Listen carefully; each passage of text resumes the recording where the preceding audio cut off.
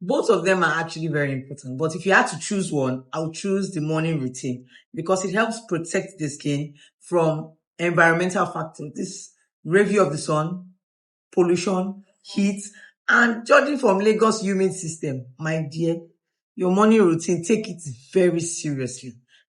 One, it contains your gentle cleanser. You don't need harsh chemical. But gentle cleanser and your serum, that is also optional, I told you.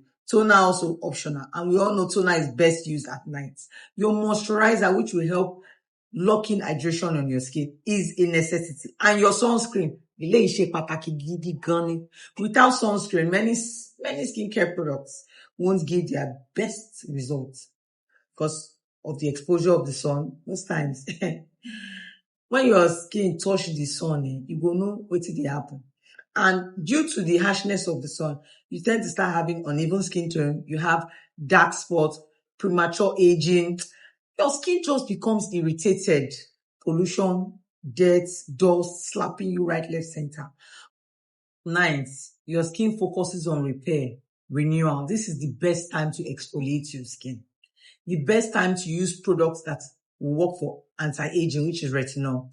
The best time to use your brightening ingredient is at night. And your moisturizer is also going to be a nourishing moisturizer. Now, both routines are good and they work individually. Now, if you're trying to prevent skin damage and also for maintenance, your morning routine works here and it's very important. But if you're trying to treat specific concerns like acne, hyperpigmentation, and texture, your night routine is very important. Also, if you're trying to lighten your skin, this is where your night routine comes in. So I will tell you the both of them are important. And if you skip one, you are just doing half of the job.